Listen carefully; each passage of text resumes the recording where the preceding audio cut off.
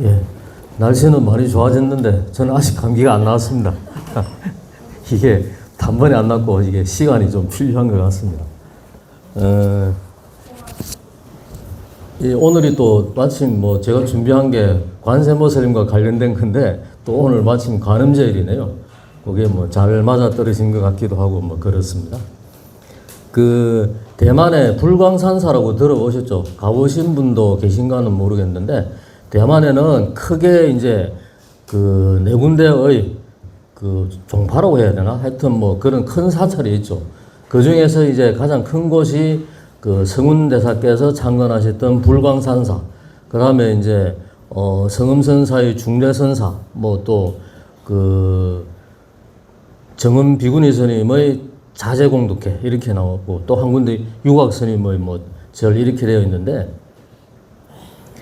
그 자제공독회는 대단하죠.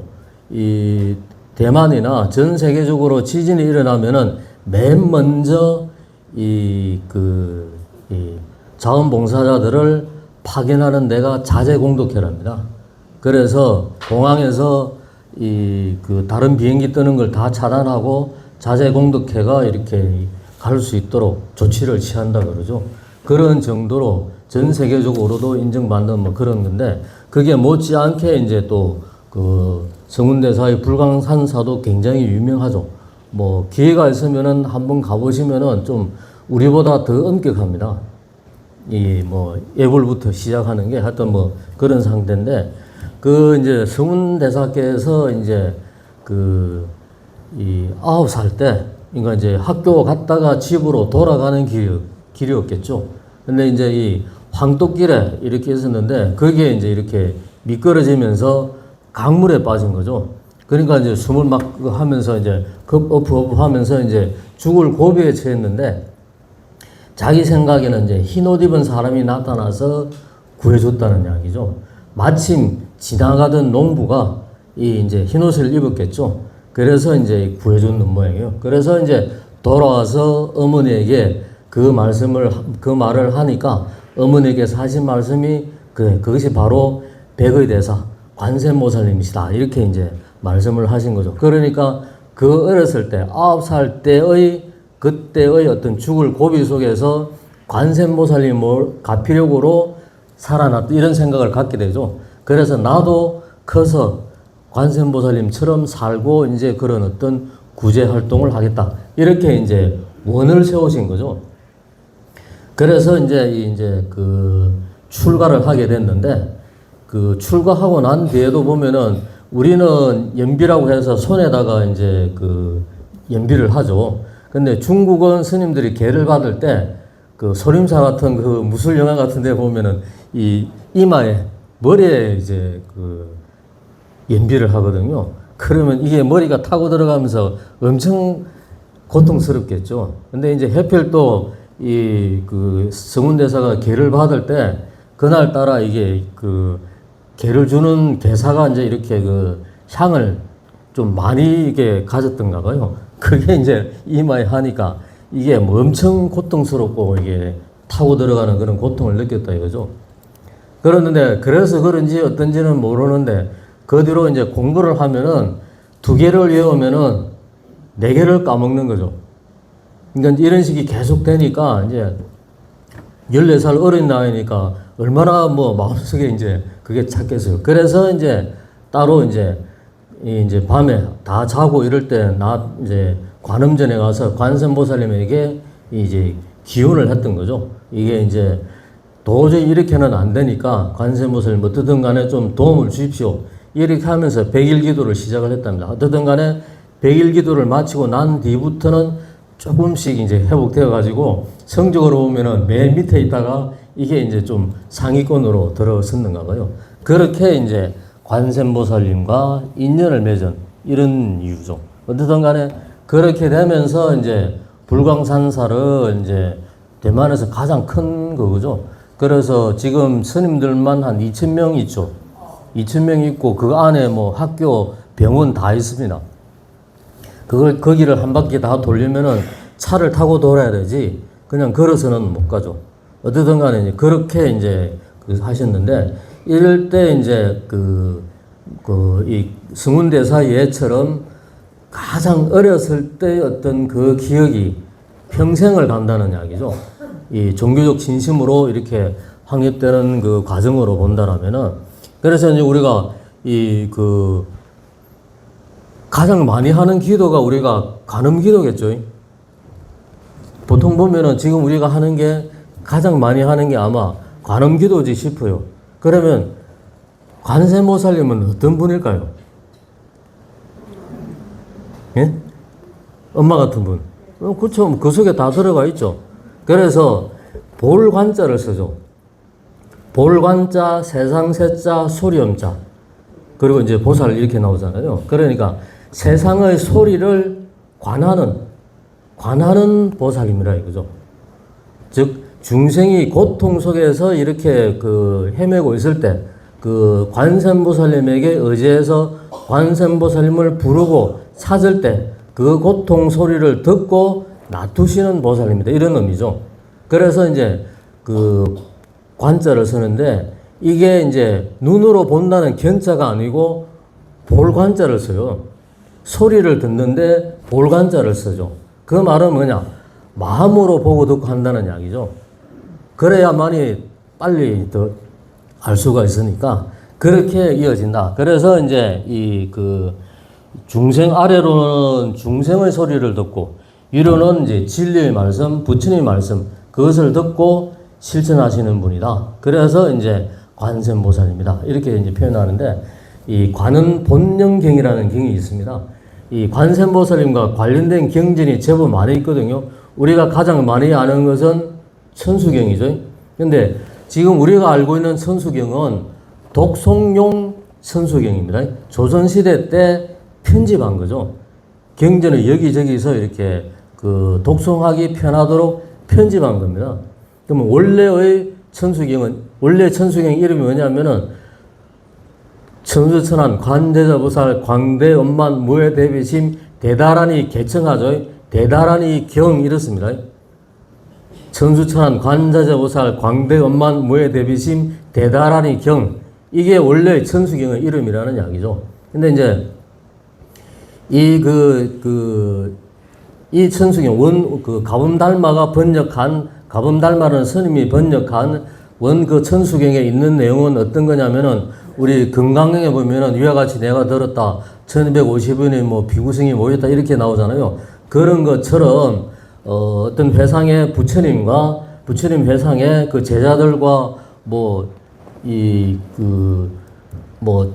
사대 천왕들 이런 온갖 신중들도 다 함께 회상에 모였다 이거죠. 모였는데 관세음보살님이 은밀히 신통을 놓아가지고 그 국토를 장엄했다는 이야기죠. 그 국토가 장엄한 게 황금색으로 빛나고 이러니까 대중들이 전부 놀라서 부처님께 여쭙는 거죠. 부처님, 이게 도대체 어떻게 된 겁니까? 이렇게 하니까 이제 부처님께서 하신 말씀이 관세음보살님의 신통력으로 이렇게 만들었다, 이렇게 이야기를 하는 거죠. 그러면서 이제 관세음보살님이 수행할 때 발언을 했는데, 어떤 발언을 했느냐? 내가 일체 이제 중생을 구제하려고 하니까 손도 부족하고 눈도 부족하다 이거죠. 그래서 그것만 생기면은 더 빨리 중생들을 구제할 수 있겠다, 이런 발언을 세우니까 곧바로 천개의 손이 생겨나면서 그 다음에 초지보살에서 팔지보살로 들어섰다, 이렇게 표현을 합니다. 그래서 그때 외우신 진언이 뭐냐? 우리가 하고 있는 천수다란이라 이렇게 나옵니다. 하여튼 천수경상에는 그렇는데 그 부분들을 이제 중요한 부분들을 이제 추려가지고, 그래서 천수경의 핵심은 뭐냐? 천수대다란이죠. 다란이가 중심이 되면서 나머지는 그것과 관련되는 내용들을 뽑아서 이제 만든 거라는 이야기죠. 하여튼 그렇게 이어지는 게 이제 천수경입니다. 그래서 그 천수경도 있고 또 청관음경이라는 경전도 있습니다. 밀국의 계통의 경전인데 관세음보살님을 청하는 경전 이런 의미고, 그 다음에 이제 관은 본영경이라는 그런 경전이 있는데, 이거는 어떤 이야기냐면 조리와 속리의 이야기입니다. 이제 인도에 어떤 장자가 있었는데 부부간에 아주 이제 금술도 좋고 이랬는데 아이가 없었어요. 근데 늦게 이제 조리가 태어납니다. 그 다음에 또 몇 년 지나서 송리가 태어나죠. 태어났는데, 그 엄마 되는 사람은 얼마 안 돼서 이제 시름시름 앓다가 이제 병으로 죽어버리죠. 그래서 이제 그 아버지, 이제 장자인 아버지는 혼자서 자식들을 키울 수 없으니까 이제 후처를 두는 거죠. 그래서 처음에는 참 좋았는데, 그때 이제 나라에 기근이 들어가지고 먹을 게 없다는 이야기죠. 그래서 먹을 것을 구하러 보석을 지고 이제 떠나는 거죠. 떠났는데, 한 달, 두 달, 석 달이 지나도 아무 연락이 없는 거죠. 그러니까 이제 그 계모로 들어온 그 이제 여자가 이제 고민을 하는 거죠. 이게 혹시 잘못된 것은 아닌지 온갖 고민을 하죠. 그러다 보니까 그렇다면은 이 남편이 그 객사를 했다 치면은 그러면 이 재산은 어떻게 되느냐. 이제 고민을 하기 시작한 거죠. 그래서 아이들에게 돌아갈 거고 그럼 나는 어떻게 되느냐. 이런 고민 속에서 이제 아이들을 데리고 배를 타고 이제 무인도에 가는 거죠. 무인도에 가서 이제 먹을 것 주고 실컷 뛰어놀아라 해놓고 도망가 버리는 거죠. 그래서 이제 애들 둘이가 처음에는 신나게 뛰어놀다가 나중에는 이제 배도 떠나고 아무도 없다는 걸 알고 이제 이제 어머니를 부르고 아버지를 부르고 이제 헤매다가 이제 결국은 3일 지나서는 이제 굶어 죽죠. 죽으면서 이 서로가 형제니까 이제 끌어안으면서 죽으면서 원을 세운 게 뭐냐. 이 땅의 아이들이 이제 그 행복하게 해주게 하겠다는 원, 그 다음에 배로 그 조난을 당한 그런 어떤 사람들을 구해주겠다는 원, 이런 이제 원을 세우고 돌아가셨다는 이야기죠. 그래서 그 형이 관세음보살님이 되고 송리 동생이 대세지보살이 되었다라는 이제 관음 이제 본영경이라는 그 경전에 있는 그 이제 내용의 이야기입니다. 뭐 사실과 사실이 아닌 것을 떠나서 이런 경전을 편집해가지고 나오게 된 배경도 이게 이제 그 관세음보살님의 발언이 일체 중생을 구제하겠다는 그런 어떤 서원들 이런 부분에서 나온 것이다. 여기에 이제 초점이 이제 많이 맞춰져가 있죠. 그러면은 이제 그 관음도량은 주로 어디에 있습니까? 우리 관음기도 도량은 바닷가에 있죠. 근데 뭐 여기 그 강화도 보문사, 그 다음에 여수 향이람, 그 다음에 어디죠? 다음에 보리암, 또 거기 단가요? 낙산사, 홍해남 뭐 이렇게 다 바닷가에 있잖아요. 이 이제 바닷가에 있는 이유가 뭐냐라고 했을 때 이 이제 뭐 어떤 학자는 그렇게 연구를 해서 이야기를 하던데 그 낙산사 홍해남의 그 구조와 가장 닮은 곳이 중국의 보타산에 있는 범음동이라고 있습니다. 범음동. 이게 이제 범음으로 표현하는데 그게 뭐냐면은 이제 해저음이죠. 해저음은 파도 소리입니다. 파도는 항상 늘 찰싹찰싹 이렇게 이어지잖아요. 끊임없이. 그래서 그 관음 기도 도량이 주로 바닷가에 있는 이유가 관세음보살의 수행법이 뭐냐? 이제 그 능경에 보면은 이건 논통으로 나오죠. 이제 그 귀 이자, 뿌리 이건자, 이건 이제 둥글 원자, 둥글게 통한다. 그래서 그 이구논통의 수행법이다. 그것은 뭐냐면 바깥 소리, 바깥에서 일어나는 소리를 들으면서 그것으로서 그 다음에 내면의 소리로 접근해가는 방식이다. 그래서 처음에는 집중하려면은 집중하는 대상이 있어야 되잖아요. 그래서 파도 소리에 집중하는 것이다. 이렇게 이야기하는 거죠. 그래서 이구논통의 수행법을 하기 위해서 이러한 그 바닷가에 위치한다. 그 구조로 비슷한 게 보면은 이제 중국 보타산에 혹시 갈 기회가 있으면은 범음동이라고 있습니다. 거기 가보면은 굴처럼 되어 있어서 파도 소리가 울려 퍼지는 거죠. 이제 그런 거 있고, 그 고려시대 때 보면은 정평거사라는 분이 있는데 그 춘천에 가면은 정평사 있죠. 정평사에 이제 그분도 이제 능엄선을 하셨던 분인데 지금은 뭐 그대로 되어 있지는 않은데 정평사에 가면 수로가 많이 있습니다. 이 사찰 위로 쭉 해가지고 그 수로를 만든 목적도 그러한 이 물소리를 듣기 위한 그러한 이제 수행법으로 만들어진 것이다. 이렇게 표현을 하기도 합니다. 그래서 이제 그러한 이고논통의 수행법 때문에 이 바닷가에 주로 이 관음도량이 많이 위치한다. 이렇게 표현을 많이 합니다. 근데 이제 사실은 강화도 법문사 같은 경우는 이 이제 그 관음기도 도량으로 이야기되어지고 이렇게 한 것은 그 지금 마이불 있죠. 마이불은 1930년도에 조성된 겁니다. 그러니까 이제 그 이전엔 나한 도량이었다는 이야기죠. 그래서 그 보문사 가보시면은 그 동굴 있죠. 동굴에는 나한인들이 모셔져가 있죠. 그래서 그런 부분은 좀 차이가 있는데 어떻든 간에 그만큼 이제 이 바다와 이제 그 관음신앙과는 관련성을 많이 가진다. 그러면서 또 나온 게 뭐냐? 그 속초에 가면 그 낙산사 가면은 해수관음상이 있죠. 이 해수관음상은 마찬가지로 바다에서 조난당한 사람을 구해주기 위한 이런데 이제 초점이 맞춰져가 있죠.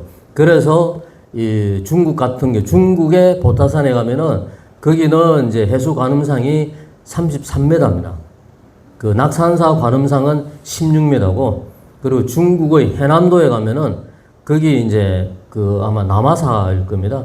거기 사찰에 관세음보살은 이제 삼면으로 이렇게 모셔져가 있는데 108m라 그러죠. 그러니까 이제 그런 정도로 이제 어떤 그 해난 그 바다에서 어떤 조난당한 이런 것과 관련지어 가지고도 이제 관음신앙이 많이 나타나고 있다. 이렇게 이제 볼 수가 있습니다. 그러면은 이제 관음기도를 가장 많이 한다면은 우리 관음기도를 왜 하죠? 누가 이제 그렇게 묻기도 하죠. 절에 왜 다니느냐 하면은 교회 다니는 사람한테 물으면은 일장연설이 나오죠. 교회 왜 다니느냐 물으면 일장연설이 나오잖아요. 그런데 이제 절에 다니는 분한테 절에 왜 다니노 이렇게 물어보면은 말이 잘 안 나온다 그러죠. 그러니까 이제 그런 정도의 뭐 차이는 있는데 어쨌든 간에 이제 이 우리가 관음기도 하는 것을 이제 왜 하느냐라는 것이 뭐 사람마다 각각의 인연과 원인은 다르겠지만은 일반적으로 이렇게 모았을 때 누가 이제 설문조사를 해본 모양이에요.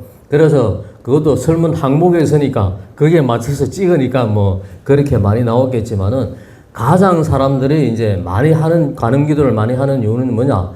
관음기도를 하면은 마음이 편해져서 많이 한다는 이야기죠. 그 다음에 두 번째 이유가 관세음보살의 가피력 뭐 이런 부분들 때문에 기도를 많이 한다. 이렇게 이야기한다고 그러죠. 그래서 동시에 그러면 이제 천태종과 조계종을 비교를 해보면은 천태종에 있는 분들이 관음기도는 훨씬 더 많이 합니다. 하루 한 2시간 정도라면은 조계종에 있는 분들한테 설문조사를 했을 때는 그게 한 30분에서 1시간 정도. 왜냐면은 이제 이 그 조계종단은 상대적으로 기도 방법이 굉장히 많잖아요. 많은데 천태종은 관음 주력밖에 없거든요.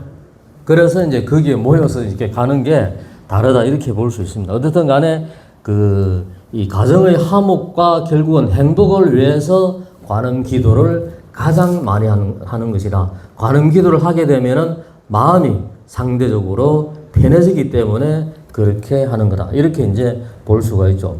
그래서 이제 그 관세음보살님이 어떤 부분에서 이 그런 재난에서 이 구해주느냐라고 했을 때 그것을 줄이면은 칠난, 삼독, 이구로 표현합니다. 칠난은 뭐냐면은 이 그 삼재 아시죠? 삼재, 풍재, 화재, 수재 이렇게 표현하잖아요. 그 삼재에다가 그 다음에 도적의 난, 뭐 그 다음에 귀신의 난, 뭐 이런 것들 포함해서 7가지입니다. 그 다음에 삼독은 탐진치의 삼독심. 이구는 뭐냐면 딸과 아들을 바라는 마음. 이게 옛날에는 그게 굉장히 강했잖아요. 이제 그런 것들 때문에 이제 이런 부분에서 벗어나게 만드는 게 이 관음 기도를 행하는 이런 부분이었다는 이야기죠. 또 동시에 보면은 이제 그 임종할 때 보면은 우리가 이제 아미타 부처님을 그 정토 연부를 많이 하라고 그러죠. 근데 이제 이게 또 이제 아홉 종류로 나누거든요. 상품 상생, 상품 중생, 상품 하생. 맨 밑에가 하품 하생이죠. 그러면 이제 아미타 부처님이 극락세계로 영접하러 나올 때 나올 때 상품 상생과 하품 하생은 다르거든요. 상품 상생은 아미타 부처님이 관세음보살님과 대세보살님을 직접 해서 이제 놔두신다고 표현하고, 그 다음에 이제 하품 하생의 경우는 이 이제 그 화신이 나온다고 그러죠.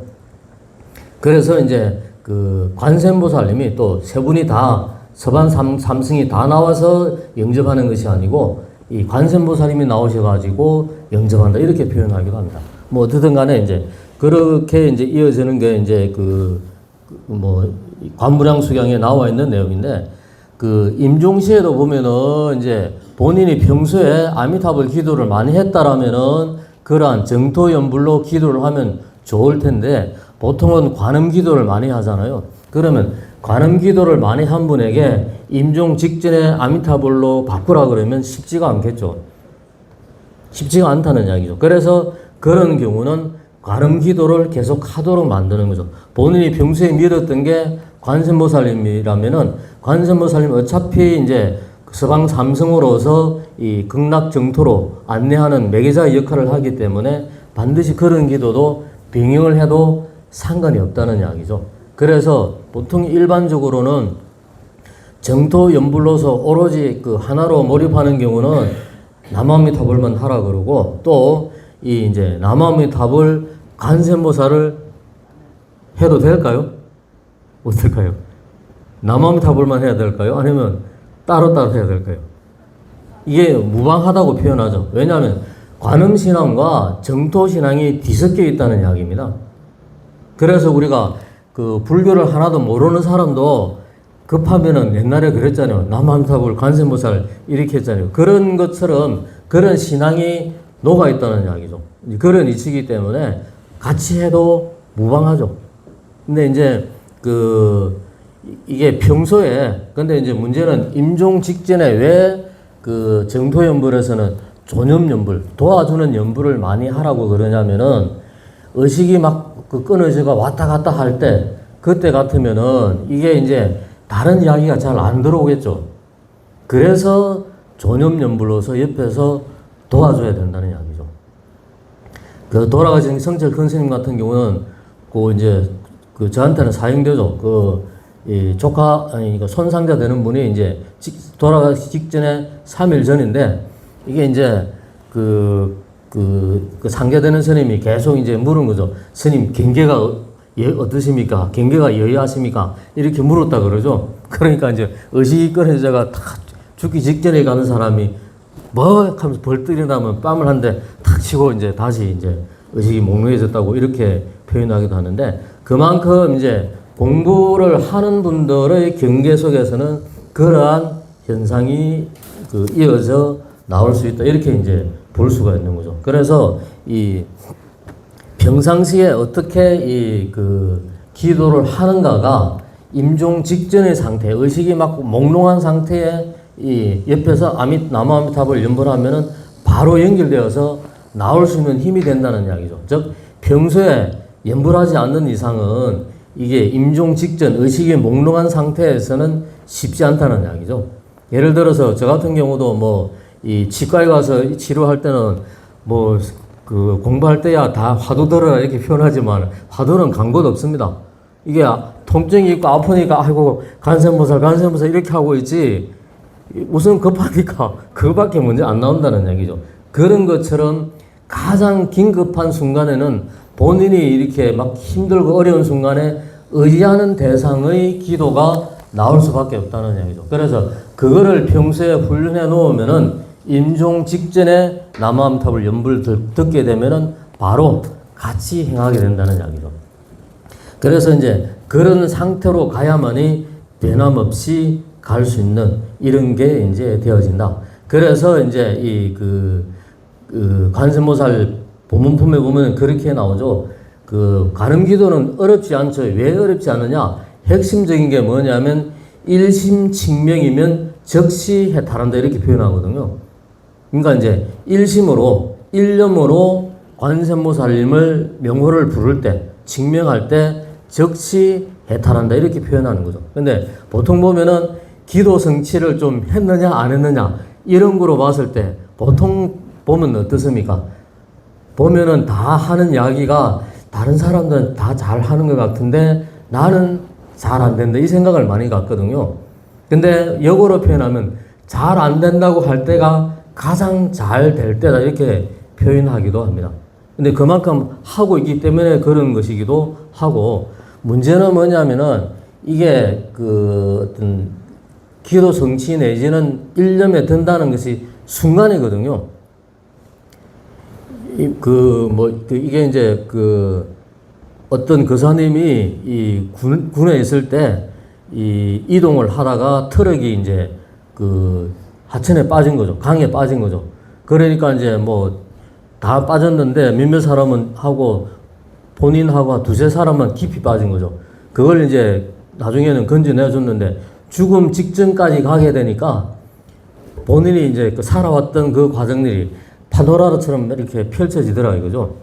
짧은 순간인데 그 시간으로 보면은 한 1분 이 정도 안 하겠어요. 근데 그 1분 사이에 몇 년 동안에 이랬던 기억들이 그대로 다 펼쳐지더라 이거죠. 마찬가지로 기도에 몰입한다는 것은 딱 그 순간이거든요. 이게 본인이 관세음보살 하다가 순간 딱 몰입이 되면은 일념이 되는 거죠. 근데 그게 오래 가는 시간은 아니고, 그럼에도 불구하고 딱 몰입이 될 수가 있죠. 그럴 때 기도의 가피, 이런 부분, 기도의 성취, 이렇게 이제 좀 표현을 할 수가 있다고 이제 생각이 되어집니다.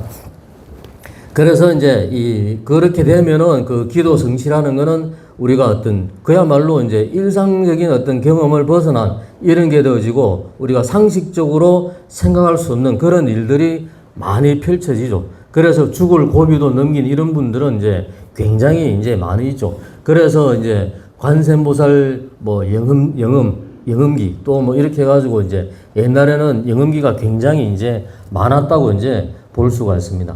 근데 이제 우리가 관음 기도를 할 때 하는 방식에서 보통 보면 처음에는 어떻게 시작합니까?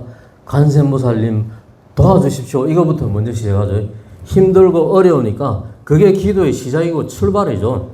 힘들고 어려우니까 고통스러우니까 이 고통에서 벗어나게 관세음보살님의 가피력을 먼저 바라는 거죠. 근데 이게 조금 더 익어지고 한 세월이 익어지면 그 다음 단계의 발언은 좀 바뀐다 그러죠. 의상대사의 백화도량 발언문에 보면은 어떤 내용이 나오냐면은 내가 이게 이제 관음이 된다는 그런 부분이 이제 나옵니다. 그 말은 뭐냐면은 내가 관세음보살님처럼 되겠다는 그런 발언으로 바뀐다는 이야기죠. 이게 더 마지막에 익어지면 어떻게 되냐? 내가 관음의 대비행을 실천하겠다. 내가 관세음보살이 되어서 관음의 대비행을 실천하겠다. 이런 식으로 발언이 바뀐다는 이야기죠. 그 말은 뭐냐면은 우리가 관세음보살님을 찾고 기도를 하고 하는 것이 이제 우리 생각 속에서 관세음보살님으로 가득 채우는 이런 부분이면서 자력과 타력이 결합된 일념으로 들어가게 되면은 우리 마음속에 있는 자기 자신의 관음을 일깨우는 겁니다. 원래 내 안 속에 그런 관세음보살님의 자비로움이 다 들어가 있는데 그게 여러 가지 이유로 이렇게 덮여 있다가 내가 관음 기도로서 자기 자신을 계속 일깨우기 때문에 그런 게 점점 더 확대되는 거죠. 그렇게 되면서 나중에는 내가 관음이 되어서 관음의 대비행을 실천하는 이런 과정으로 변화되어진다. 이렇게 이제 볼 수가 있죠. 그러니까 이제 화기사분들도 계시니까 불교대학 보통 졸업하잖아요. 불교대학을 접근하면서는 기존의 어떤 일반적인 인생관과 불교적 가르침에 대해서 좀 눈뜨게 되는, 불교적 세계관에 눈뜨게 되는 이런 형태가 되어지죠. 근데 그때부터 또 봉사를 하잖아요. 봉사하면서부터 사오기 시작하죠. 봉사하면서부터 어떤 거로 사옵니까? 주로 김장할 때 보면은 이게 고춧가루 좀 더 넣어야 된다. 아니다. 내 생각이 옳다, 틀렸다. 이거로 싸우는 거죠. 근데 아직 나라는 게 안 떨어져 나간 상황이죠. 그러다 보니까 그게 막 혼재되면서 이게 그런 현상이 드러난다는 이야기죠. 누구나 다 그럴 수 있다는 이야기죠. 그래서 우리가 내 안에 있는 자기 관음을 일깨운다는 것은 그러한 나로 둘러싸여 있는 상을 비우고 내려놓는다는 표현이죠. 이게 그래야만이 자기 관음이 일깨워져서 일심진미면 즉시 해탈의 그런 이제 과정으로 갈 수가 있다. 이게 되면은 이 관음의 응신이 여러 형태로 나오잖아요. 경전에는. 그래서 부처의 몸으로 나오기도 하고 또 천신의 몸으로 나오기도 하고 또 사람의 몸으로 나타나기도 한다. 뭐 이런 이제 얘들도 이제 많이 이제 드러나고 이제 있는데, 그래서 이제 우리가 할 수 있는 이런 부분들의 어떤 자기 관음을 일깨우는 부분들이 결국은 이제 금강경의 가르침과 뭐 동떨어져 있는 것도 아니고 거기가 똑같이 이제 그런 부분들은 포함되어 있다, 이렇게 볼 수가 있습니다. 법주사의 조실로 계셨던 금호선사라고 계셨는데 만공스님의 제자분 되시죠. 이분도 이제 선을 하셨던 분인데 젊었을 때 이제 북만주 벌판에 수월 큰 스님이라고 계셨는데 그분을 친견하러 갔다가 돌아오는 길에 이제 당시에 뭐 러시아 사람들도 많았던 이제 뭐 그쪽 그거니까 거기에 여관에 머물다가 이제 사람이 죽었어요. 그래서 살인범으로 몰린 거죠. 몰려가지고 감옥에 갇혔습니다. 그래서 이제 풀려날 날만 기다리고 있었는데 다른 어떤 한국 사람이 이제 감옥에 들어서 하는 말이 스님은 못 나갑니다. 왜? 범인은 잡혔는데 러시아 사람들이 자기가 잘못한 것들을 경찰들이 인정을 안 하기 때문에 안 풀려난다. 이렇게 된 거죠. 그래서 이제 아이고 큰일 났구나 싶어가지고 그때부터 관음 기도를 했답니다. 그래서 이제 뭐 아주 열심히 해서 이제 몰입의 상태까지 가는 뭐 있는데 비몽사몽 중에 어떤 사람이 나타나더만은 감옥에 철창 있잖아요. 그걸 손으로 쑥 뽑으니까 뽑아지더라 이거죠. 그래서 본인도 이제 무심코 해가지고 뽑으니까 뽑아져요. 그래서 거기로 이제 탈출해가지고 이제 또 경찰들이 막 쫓아왔는데 분명히 본인이 앞에 있음에도 불구하고 이게 못 본 것으로 이제 생각하면서 막 움직이더라 이거죠. 그래서 고비를 벗어났다고 이야기를 하죠. 그래서 뭐 본문 중에 항상 하신 말씀이 공부하는 수자들도 가끔씩 기도를 해야 된다. 이렇게 이제 표현을 했다고 표현을 하는데 그런 것처럼 오히려 성철 스님 같은 경우는 공부하는 수자들도 기도를 많이 하라고 그러죠. 왜냐하면은 공부할 때 마장과 장애가 많기 때문에 그렇다고 표현합니다. 그래서 이런 마장과 장애가 없이 본인을 일깨우는 부분들이 결국은 우리가 가장 많이 하고 있는 것이 관음기도고 또 방법은 여러 가지죠. 뭐 절하면서 하는 방법도 있고 여러 경우가 있겠지만은 그 중심을 놓지 않고 계속해 가는 것들이 이제 중요하지 않겠느냐. 그래서 어떻든 간에 이 관세음보살님은 이 감흥으로 표현을 하죠. 이게 느낄 감. 분명히 감흥은 있겠죠. 그 감흥은 있는데 그 감흥을 불러일으키는 것은 뭐냐? 자기 자신이죠. 1차적으로. 그래야만이 그러한 감흥이 일어나는 이런 것들로 체험을 할 수가 있다. 그래서 이왕 기도를 하거나 이왕 뭐 수행을 하거나 뭘 하거나 간에 잠깐씩의 어떤 체험을 가지는 것은 굉장히 중요하죠. 잠깐이나마 그러한 어떤 딱 기도 맛을 보면은 다른 거 눈에 안 들어오죠. 오로지 그거로 딱 몰입해 갈 수가 있는 거거든요. 그런 것들을 경험할 수 있는 그런 때로 잡았으면 좋겠다 싶습니다. 그래서 여기 계신 모든 분들이 누구나 갈 수가 있죠. 딱 어떻게 마음을 한순간 집착하는 걸 한순간 놓게 되면은 딱 일념으로 몰록 들어간다고 표현하니까 누구든지 들어갈 수 있는 그런 것이라고 여겨집니다. 그래서 이 변함없이 관음 기도로서 진행되는 그런 날들이 되었으면 좋겠습니다. 이상으로 마치겠습니다.